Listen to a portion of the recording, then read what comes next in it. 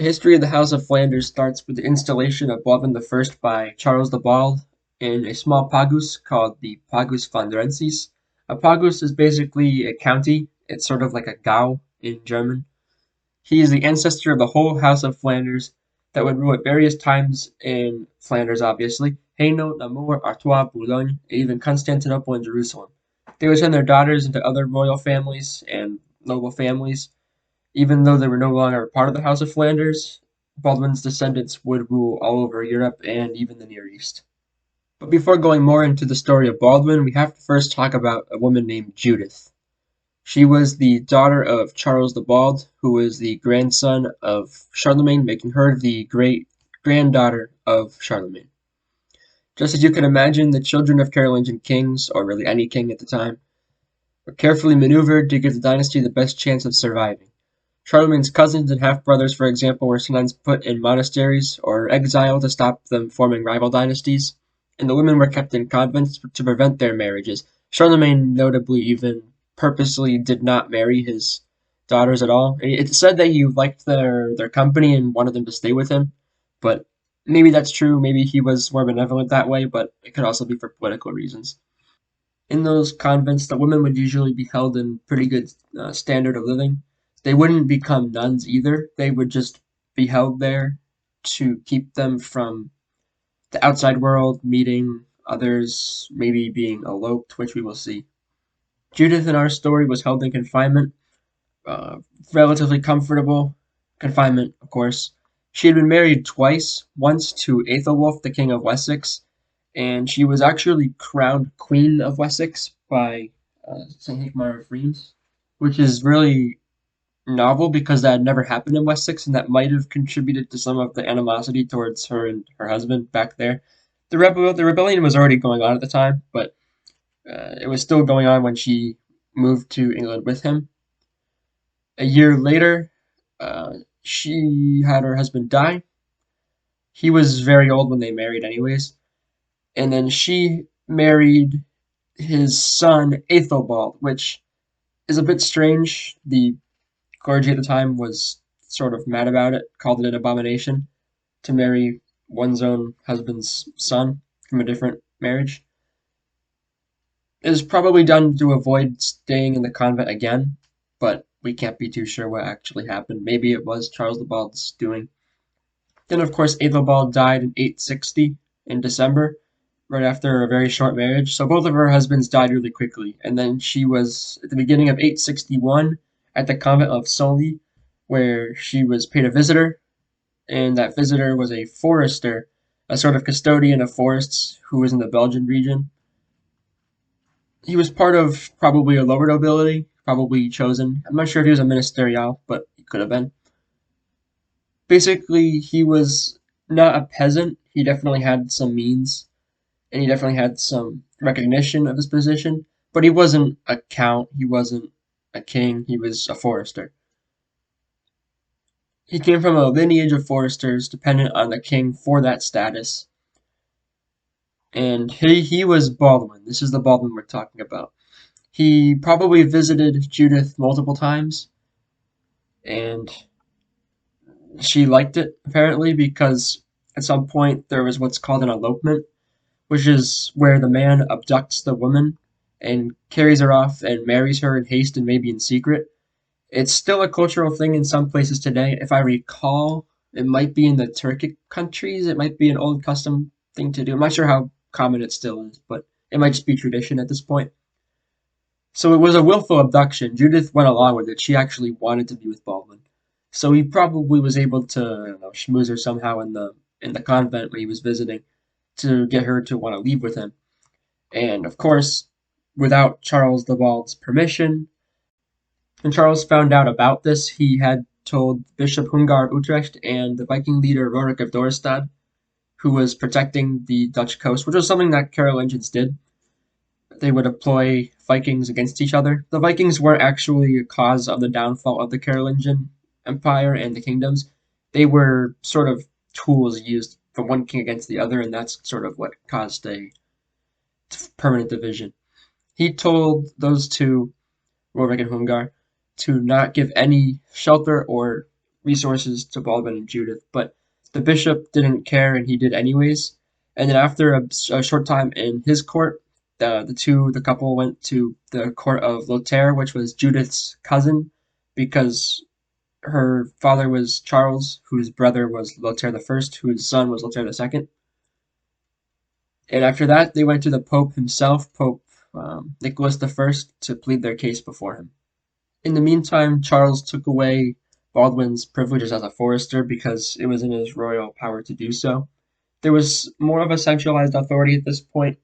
It wasn't very strong, but the kings were definitely able to maintain their vassals, and Baldwin probably depended directly on the king. And that goes for all of Baldwin's ancestors who were also foresters as well, because that was something that happened where if someone was a forester, maybe their son would become a forester because they would owe the same service to the king and they would receive the same privileges as a result. Maybe he wasn't free, but it was still a better lifestyle than maybe just being a free, untied peasant.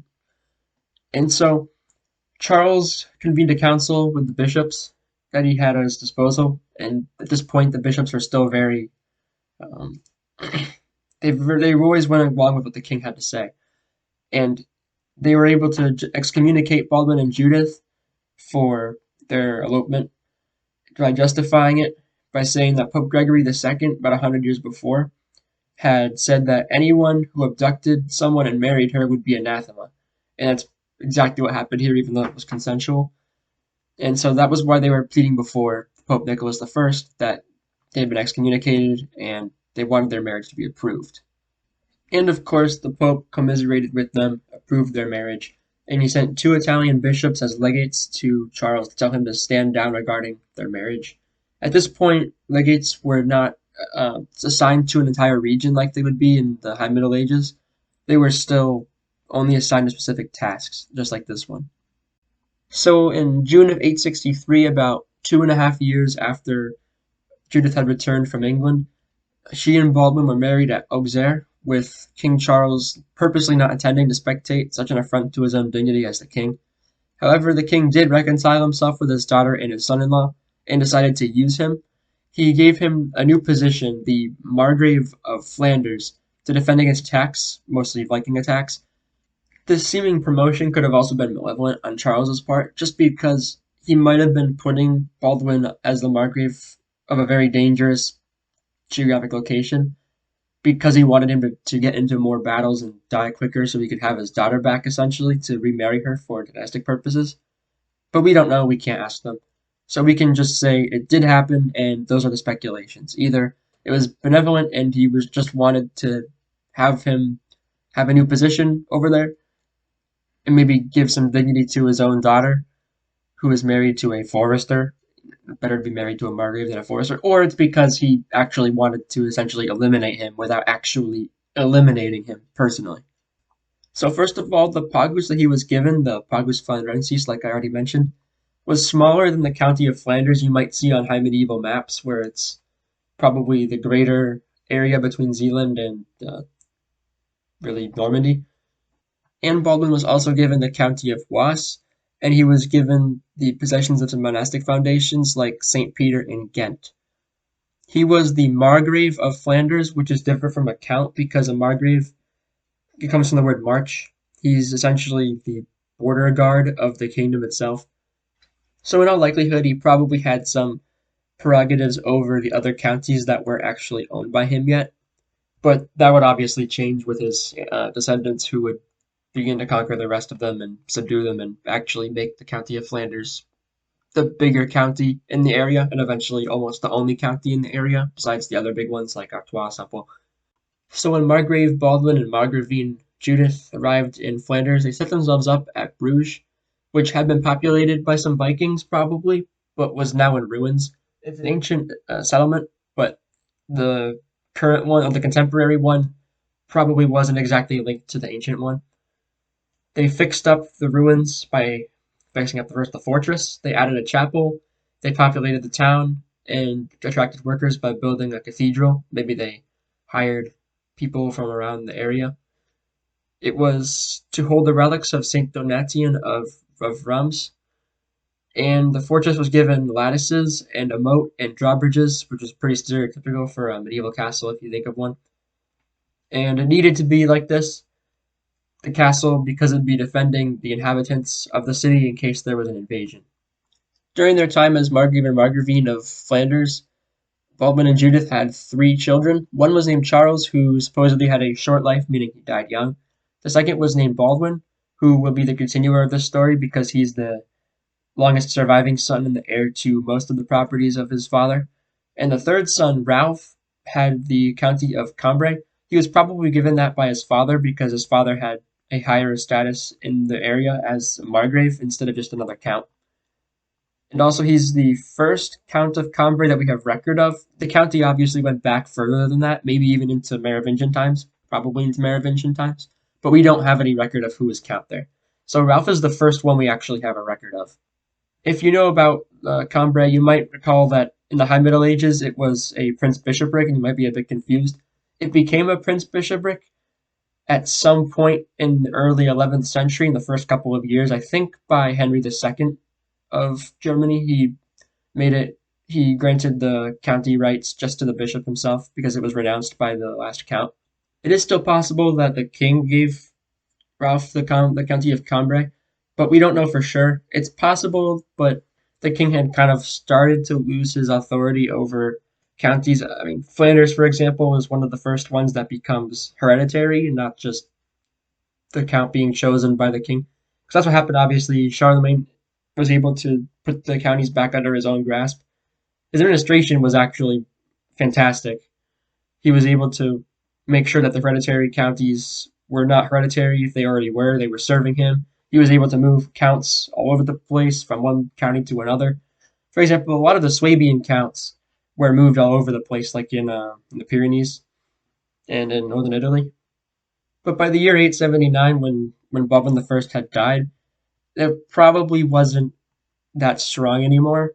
So there's a good chance that Baldwin, when he was dying, allocated the county of Cambrai to his son Ralph. That's the position that I would take, but obviously that's my opinion. This Ralph, son of Baldwin in his career as Count of Cambrai, had joined Sventibold, who was designated Duke of Thuringia by his father Arnulf of Carinthia, the East Frankish king. He partook in the campaigns against the West Franks around Vermandois. He also is responsible for having chased out of Boulogne the Count Erkinger, who is the first recorded count I believe we have. He let him return as sort of underneath his thumb for sure, but so basically this Erkinger was no longer the Count of Boulogne. It would have been it would have belonged to the House of Flanders by that point. But he let him return only because he swore fealty to Odo, the new king of France, instead of Charles the Simple. It was a part of that conflict. Ralph was murdered in 896 with no children to succeed him, so his territories for time being were to go to his brother Baldwin II of Flanders, and it's with him that our story continues. If it was Baldwin I who was put in charge of the Margraviate of Flanders to protect against the Vikings, the greatest Viking invasions occurred during his son Baldwin II's reign. He began in 879 when his father died, a few years before the Great Heathen Army would invade after it had conquered England, and a bit before the siege of Paris, where it camped around Louvain and moving pretty much everywhere around the area.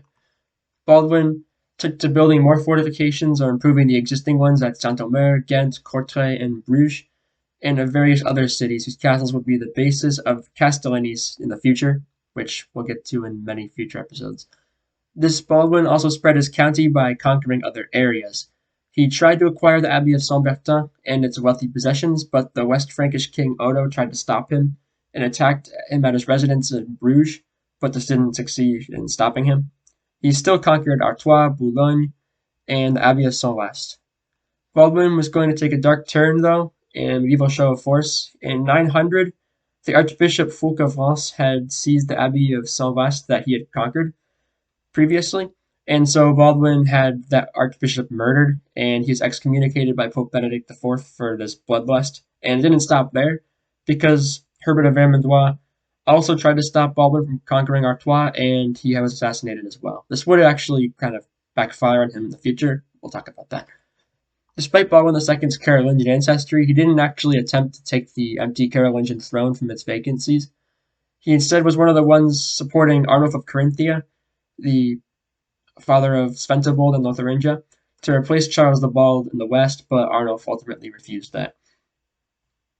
Like his mother, Baldwin was married to an Englishwoman named Aelfrith, the daughter of Alfred the Great, who was the son and brother of his mother's respective two first husbands.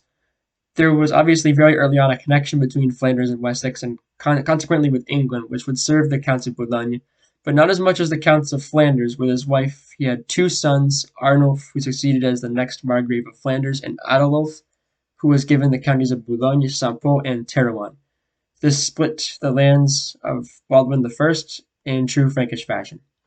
In 918 he died, and he was buried in the Abbey of St. Peter in Ghent, which would become sort of the spiritual home of the County of Flanders, where their dead would be buried and prayed for, and many of their riches would go to vouch for their souls before God. This is something that medieval nobles and warriors would often do, is that they would found monasteries, because don't forget that a warrior is still going out and he's killing people. He's going out and he's committing atrocities with his men. And so if he recognizes that there's heaven and he believes in it, and of course we can talk all day about how sincere they were or how Christianized their viewpoints were, because I'm sure if you go to like Germany, they would have had some pagan elements. That's not to say, because some people like to twist that in the modernistic sense. People like leftists, they like to say, oh, you see, the Catholics, they're being pagans, or maybe the Protestants like to say that, oh, they're being pagans. But it's not that the Catholics were doing things that came from paganism. It's that Catholicism was starting to intrude on their pagan systems that weren't going to just erase themselves overnight. So, of course, you're going to have, if you're a lord and you have enough means, you're going to have an abbey or a monastery founded where they're going to pray for you, and maybe it's dedicated to a certain saint, and then that saint is kind of your protector saint, and you win in battle through the intercession of your saint, which could have before been a god, but now is not. It's not a pagan thing that Catholics took from paganism, if we can even call it paganism. It's something universal that gets sort of Christianized properly over time. So if you go to the more rural areas, maybe in the 13th century, maybe you could still have that, especially further east. But in the west, it would probably be more Christianized, but it would still exist.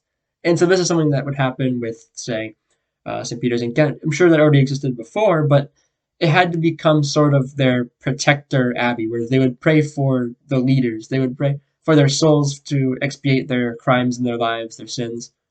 And they would give money to the abbeys, to the monasteries, to give them good works before God as well, in addition to their belief.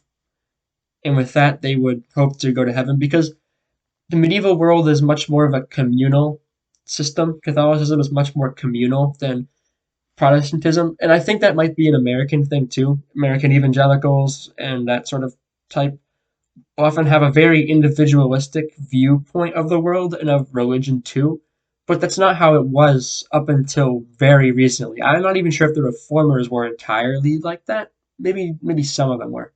Maybe all of them were. I'm not totally sure, but Catholics are much more communal than Protestants, especially American Protestants. So that's something that can kind of be lost on the modern listener, who will look at this and say, oh, well, how are they're praying for this guy's soul to go to heaven. Well, that's exactly what they're doing. They're praying for the defunct soul of, in this case, Baldwin II of Flanders to go to heaven. And hopefully with all of his actions and reversals of his evil deeds, that sort of thing, it'll work. I think that's all for today. All for this video about the House of Flanders for episode 1. And next time it'll be about Boulogne, because that's the easier route, because there's less counts of Boulogne in the House of Flanders before it gets replaced by a different dynasty.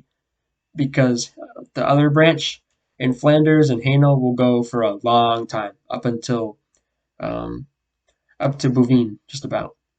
And even if you're concluding the women, and their husbands, it goes to almost 1300s. So it's a long way.